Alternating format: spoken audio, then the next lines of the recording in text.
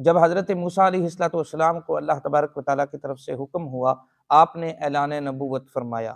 آپ کو نبوت عطا کی گئی اور اعلان کرنے کا حکم دیا گیا، تو آپ نے فرعون سے کہا کہ اے فرعون، جو بنی اسرائیل کے جو لوگ ہیں، میں اللہ کا رسول ہوں، اور میں یہ چاہتا ہوں کہ بنی اسرائیل کے جو لوگ ہیں ان کو تو ہمارے حوالے کر دے، تاکہ میں ان کو لے کر واپس ان کے آبائی گاؤں چلا جاؤں۔ یہ بنی اسرائیل کون تھے؟ حضرت یعقوب علیہ السلام کی اولاد میں حضرت یوسف علیہ السلام، آپ جانتے ہیں وہ اللہ کے نبی تھے۔ تو جب حضرت یوسف علیہ السلام مصر میں چلے گئے تھے، آپ جانتے ہیں نا کہ مصر کی بادشاہت حضرت یوسف علیہ السلام کے پاس تھی، تو حضرت یعقوب علیہ السلام اس وقت وہ رہتے تھے فلسطین میں، تو ان کے جو بھائی ہیں حضرت یعقوب علیہ السلام، وہ سارے وہاں پہ مصر میں آ گئے تھے اور پھر وہیں پہ آباد ہو گئے تھے۔ تو وہیں پہ جب فرعون آیا تو فرعون نے سب سے پہلے تو یہ بادشاہ بنا، پھر اس کے بعد آہستہ آہستہ اس نے خدائی کا دعویٰ کیا تھا۔ تو جب اس نے خدائی کا دعویٰ کیا تو یہ وہ بنی اسرائیل کے جو حضرت یعقوب علیہ السلام کی اولاد میں سے تھے، ان کے اوپر ظلم کیا کرتا تھا، ان کے ساتھ زیادتی کیا کرتا تھا، ان کو غلام بنا کر رکھا ہوا تھا اس نے۔ تو حضرت موسیٰ علیہ السلام نے فرمایا کہ میں یہ چاہتا ہوں کہ آپ ان کو میرے حوالے کر دیں، تاکہ میں ان کو ان کے اپنے آبائی جو علاقہ ہے فلسطین ہے، میں وہاں پہ ان کو لے کر جانا چاہتا ہوں۔ تو جب فرعون نے کہا، حضرت موسیٰ علیہ السلام نے کہا کہ میں اللہ کا رسول ہوں، تو فرعون نے کہا کہ آپ کے پاس کیا نشانی ہے کہ آپ اللہ کے رسول ہیں؟ کوئی آپ کے پاس دلیل؟ حضرت موسیٰ علیہ السلام نے نبی تو بغیر دلیل کے ہی نبی ہوتا ہے، لیکن جب مخالفین کوئی دلیل مانگے تو پھر دکھانی پڑتی ہے۔ تو حضرت موسیٰ علیہ السلام نے اپنا ہاتھ مبارک اپنے گریبان میں ڈالا یا جیب میں ڈالا، اور پھر دوبارہ جب نکالا تو پہلے وہ جو گندمی ہاتھ تھا وہ سورج سے بھی زیادہ روشنی دینے لگا۔ یہ حضرت موسیٰ علیہ السلام نے معجزہ دکھایا فرعون کو۔ اور دوسرا، آپ نے اپنا عصا جو ہے وہ زمین کے اوپر ڈالا تو وہ ایک اژدہا بن گیا، اور اس کا جو اژدہا کا جو منہ تھا، اس کا نیچے والا جبڑا زمین کے اوپر تھا، اور اوپر والا جبڑا جو فرعون کا جو محل تھا، اس کے اوپر والی جو کناری تھی اس کناری کے اوپر، یعنی اتنا زیادہ، اتنا بڑا منہ کھولا اس اژدہا نے۔ اور یہاں پہ لکھا ہوا ہے کہ 120 فٹ کا فاصلہ تھا ایک جبڑے سے لے کر دوسرے جبڑے تک۔ تو اتنا بڑا اژدہا جب وہ اپنے دم کے اوپر کھڑا ہوا، فرعون یہ دیکھ کر بھاگ گیا۔ تو حضرت موسیٰ علیہ السلام نے دوبارہ اس کو ہاتھ لگایا تو وہ صحیح اپنی حالت میں ایک عصا بن گیا۔ اس عصا کا بھی پورا ذکر ہے، چونکہ یہ آیات تقریباً 35-40 آیات بنتی ہیں، تو سب کو تلاوت کرنا یعنی مشکل کام ہے، تو اور پھر سب کو تلاوت کر کے ان سب کی تفسیر بیان کرنا، میں اس کا خلاصہ عرض کر دیتا ہوں۔ ہر نبی کو اللہ تبارک و تعالیٰ نے جو معجزات عطا فرمائے ہیں، اس دور کے حوالے سے جو اس قوم کے اندر، جس قوم میں اللہ تعالیٰ نے نبی کو بھیجا، اس قوم میں جس چیز کا عروج ہوتا ہے نا، اللہ تبارک و تعالیٰ اپنے نبی کو اسی چیز کے اندر اعلیٰ مقام عطا فرماتا ہے۔ جیسے حضرت موسیٰ علیہ السلام کے دور میں جادوگری کا بہت بڑا عروج تھا، جادوگر بہت زیادہ تھے،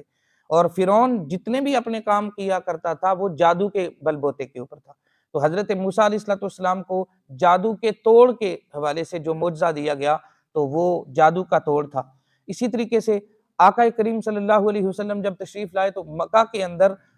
شعر و شاعری کا بہت بڑا عروج تھا، اور بہت بڑے پائے کے جو شعراء ہوتے تھے وہ عرب کے اندر تھے۔ تو اللہ تبارک و تعالیٰ نے آقا کریم صلی اللہ علیہ وسلم کو معجزہ قرآن دیا، تو یہ شعر و شاعری میں اعلیٰ مقام رکھتا تھا۔ حضرت موسیٰ علیہ السلام نے جب فرعون کو دعوت دی تو فرعون آگے سے ٹال مٹول کرنے لگا۔ بالآخر فرعون نے کہا کہ میں آپ کے ساتھ مقابلہ کرنا چاہتا ہوں، اور اس نے اپنے جادوگر بلائے۔ جادوگر بلا کر اس نے ایک ٹائم فکس کیا، دن مقرر کر دیا کہ فلاں جگہ فلاں دن سب لوگوں کے سامنے اعلان کروا دیا کہ سب لوگ وہاں پہ جمع ہو جائیں، اور سب لوگوں کے سامنے وہاں پہ مقابلہ ہوگا۔ اور فرعون نے اپنے جتنے بھی اس کے جادوگر تھے ان سب کو اس نے بلا لیا، حتیٰ کہ روایات میں آتا ہے کہ کئی ہزار اونٹ جو ہے وہ رسیاں اور لکڑیاں لاد کر اس میدان کی طرف گئے جو جادوگر لے کر گئے تھے۔ اور رسیاں اور لکڑیاں لے کر جانے کا مقصد کیا تھا جب وہاں پہ میدان سجا ہوا تھا اور ایک ان کے عید کا دن تھا، میلے کا سما تھا، اور اس میلے کے اندر ایک بڑا میدان تھا جس میں جادوگر سارے جمع تھے، فرعون ان کو لے کر گیا، حضرت موسیٰ علیہ السلام بھی تشریف لے گئے۔ اب انہوں نے پہلے جو جادوگر تھے انہوں نے پہلے موسیٰ علیہ السلام سے کہا کہ آپ اپنا جو ہے وہ معجزہ دکھائیں۔ حضرت موسیٰ علیہ السلام نے کہا نہیں، آپ پہلے دکھائیں، جو آپ دکھانا چاہتے ہیں وہ دکھائیں۔ تو وہ جو کئی ہزار اونٹ رسیاں اور لکڑیاں لاد کر لے کر گئے تھے، تو وہ جتنے بھی جادوگر تھے وہ ان جادوگروں نے وہ رسیاں اور لکڑیاں میدان میں ڈالی تو وہ چھوٹے چھوٹے سانپ بن گئے، جادو کے ذریعے چھوٹے چھوٹے سانپ بن گئے۔ حضرت موسیٰ علیہ السلام نے اپنا عصا زمین کے اوپر پھینکا تو وہ ایک اژدہا بن گیا، اور اتنا بڑا اژدہا کہ وہ ساری یعنی کئی ہزار اونٹوں کے اوپر جو لکڑیاں اور رسیاں لاد کر لے کر گئے تھے وہ سارے سانپ تھے۔ تو حضرت موسیٰ علیہ السلام کے عصا نے وہ سارے سانپ نگل لیے، سارا میدان خالی کر دیا حضرت موسیٰ علیہ السلام کے اژدہا نے۔ جب جادوگروں نے یہ کام دیکھا تو اس وقت وہ بلا اختیار حضرت موسیٰ علیہ السلام کے اوپر ایمان لے آئے،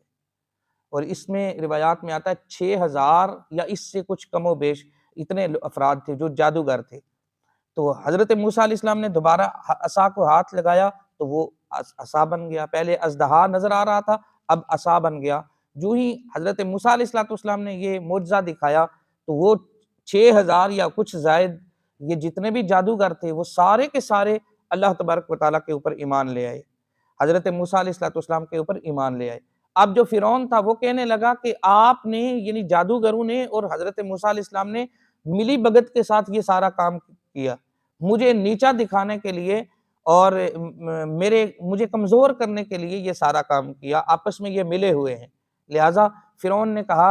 ان کو دعوت دی، دوبارہ ان جو جادوگر تھے ان کو دعوت دی کہ آپ واپس میرے اوپر ایمان لے آئیں، میں خدا ہوں اور میرے اوپر ایمان لے آئیں۔ تو جادوگروں نے کہا کہ ہم یہ کام نہیں کر سکتے۔ تو فرعون نے ان کو دھمکی بھی دی، ان سے کہا کہ میں آپ کے ایک طرف سے ہاتھ اور دوسری طرف سے پاؤں کاٹ دوں گا اگر آپ واپس نہ آئے، یعنی اگر سیدھا ہاتھ اور الٹا پاؤں، یا الٹا ہاتھ اور سیدھا پاؤں کاٹ دوں گا اور آپ کو سولی پہ چڑھا دوں گا اگر آپ واپس نہ آئے۔ لیکن وہ افراد اللہ تبارک و تعالیٰ نے جب ان کو ایمان عطا فرمایا تو اللہ تعالیٰ نے ان کو قوت اور طاقت بھی دی، ایمانی قوت کے ساتھ انہوں نے آگے سے جواب دیا کہ ہم واپس نہیں آئیں گے، ہمارے رب نے جس رب کے اوپر ہم ایمان لے کے آئے اگر اس کی خاطر ہمیں جان بھی دینی پڑے تو ہم اس سے بھی دریغ نہیں کریں گے، ہم پیچھے نہیں ہٹیں گے۔ اور پھر فرعون نے یہ کام کیا بھی، ظاہرہ طاقت فرعون کے پاس تھی، تو فرعون نے ان سب کے ہاتھ بھی کاٹے اور ان کو سولی پہ بھی چڑھایا، وہ شہید ہو گئے، اپنی جان انہوں نے پیش کر دی، لیکن حضرت موسیٰ علیہ السلام کے رب کے اوپر جب ایمان لے آئے تو پھر وہ واپس نہ پلٹے۔ اس کے اوپر بھی ہزاروں لوگوں نے دوبارہ کلمہ پڑھا اور حضرت موسیٰ علیہ السلام کے اوپر ایمان لے آئے۔ یعنی یہ جب فرعون نے ان کو تکلیف دی، ان کو شہید کیا، اس چیز کے اوپر بھی، اس چیز کو دیکھ کر بھی بہت سارے لوگ اور ایمان لے آئے۔ تو حضرت موسیٰ علیہ السلام نے جب یہ فرعون کے ساتھ یہ سارا مکالمہ ہوا اور پھر اس کے بعد فرعون نے جو ان کے جو ایمان لے کے آئے تھے لوگ ان کے ساتھ جو کیا، اب حضرت موسیٰ علیہ السلام نے پھر ایک دفعہ موقع دیا، ایک چانس اور دیا فرعون کو کہ تو اللہ تبارک و تعالیٰ کے اوپر ایمان لے آ، اور لوگوں سے بھی کہا کہ تم ایمان لے آؤ، نہیں تو پھر اللہ کا عذاب تمہارے اوپر آئے گا۔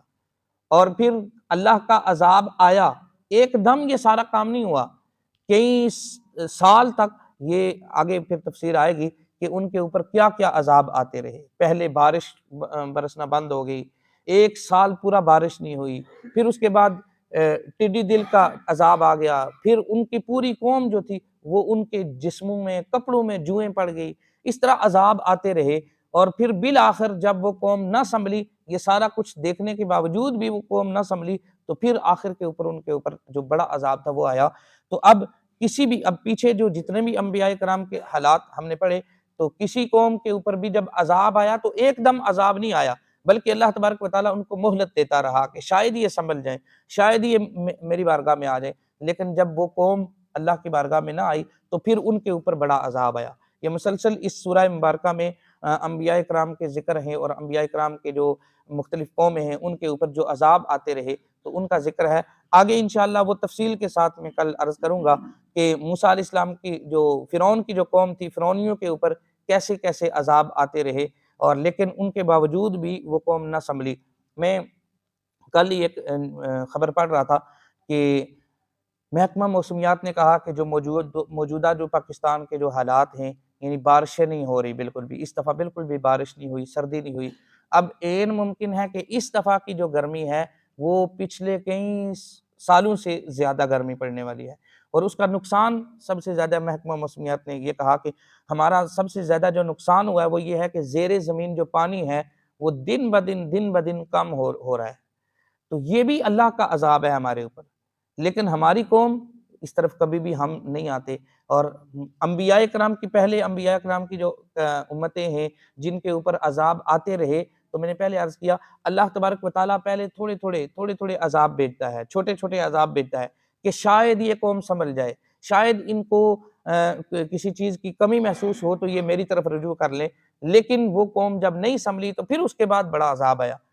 تو اللہ نہ کرے کہ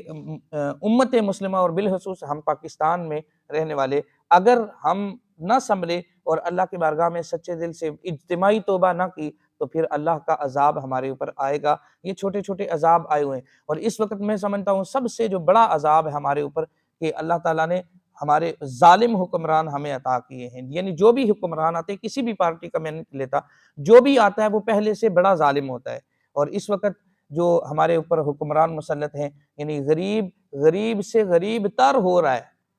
اور وہ غربت کے اندر ڈوبتا چلا جا رہا ہے، دن بدن مہنگائی زیادہ ہو رہی ہے۔ یہ بھی ایک اللہ کا عذاب ہے ہمارے اوپر۔ تو اگر ہم نے چونکہ جو اجتماعی گناہ ہم کرتے رہے پچھلے دنوں، بلکہ آج کل بھی شاید وہ شہباز شریف گورنمنٹ کی طرف سے جو پروگرام ہو رہے ہیں، تو پچھلے دنوں میں قبلہ نعیمی صاحب نے مجھے بتایا، میں نے تو نہیں دیکھا، کہ رات کو وہاں پہ جو پروگرام ہوا شہباز شریف صاحب بھی بیٹھے ہوئے تھے اور محترمہ مریم نواز صاحبہ بھی بیٹھی ہوئی تھی، اور رات کو وہاں پہ مجرا ہوتا رہا سر عام۔ یہ تو عام بات ہے نا، مطلب اس کو کوئی شاید یہ سمجھتا ہی نہیں ہے کہ یہ کوئی گناہ ہے، لیکن پہلے تو یہ کسی مکان میں کسی خاص جگہ پہ ہوتا تھا، لیکن اب وہی مجرا اٹھا کر گورنمنٹ اپنی زیر نگرانی بحفاظت ان کو مجرا کروا رہا ہے، اور وہاں پہ نیم کپڑے پہن کر لڑکیاں جو ہے وہ ناچ رہی ہیں۔ تو اب اندازہ کریں کہ جس ملک کے اندر سر عام اس طرح کے گناہ ہوں تو کیا اس ملک وہ ان لوگوں کو اجتماعی طور پر جو گناہ کیا جائے نا تو اس کی معافی بھی اجتماعی طور پر ہونی چاہیے۔ آپ دیکھیں کہ یہ پچھلے چند مہینوں میں کتنی مرتبہ نماز استسقاء ادا کی گئی، آئے روز خبریں سنتے رہتے ہیں، فلاں علاقے میں سوشل میڈیا کے اوپر دیکھتے رہتے ہیں فلاں علاقے میں نماز استسقاء ادا کی گئی، ہم نے بھی نماز استسقاء یہاں پہ ادا کری، مختلف جگہوں پہ ہوئی، لیکن اس کے باوجود بارشیں نہیں ہوئی۔ اور اللہ تعالیٰ نے فرمایا کہ جب گناہ زیادہ ہو جائیں تو پھر جو نیک لوگ ہوتے ہیں نا ان کی دعائیں بھی اللہ تعالیٰ قبول نہیں فرماتا۔ تو کتنے اولیاء کرام دعا کر رہے ہیں، کتنے علماء کرام دعا کر رہے ہیں کہ یا اللہ بارش ہو جائے، لیکن نہیں ہو رہی۔ اس کی وجہ کیا؟ ہمارے گناہ اتنے زیادہ ہو گئے کہ اب نیک لوگوں کی دعائیں بھی ہمارے حق میں قبول نہیں ہو رہی۔ تو اللہ تعالیٰ کی بارگاہ میں سچے دل سے توبہ کرنے کی ضرورت ہے، انفرادی طور پر، اجتماعی طور پر، اور پھر اپنے گھروں میں ہم ماحول ایسا بنائیں کہ جو اسلامی ماحول ہونا چاہیے، نمازی ہونے چاہیے ہمارے گھروں میں، ہماری اولادیں نمازی ہونی چاہیے۔ اللہ تبارک و تعالیٰ ہی کسی نیک بندے کے صدقہ سے ہم سب کے حال پر رحم فرمائے، اور ہمیں ہمارے اوپر جو مختلف طرح کے عذاب ہیں اللہ تعالیٰ ان سے ہمیں ہماری حفاظت فرمائے۔ اللہ تبارک و تعالیٰ انبیاء کرام علیہ الصلوۃ والسلام کے صدقہ سے ہم سب کی دعاؤں کو قبول فرمائے۔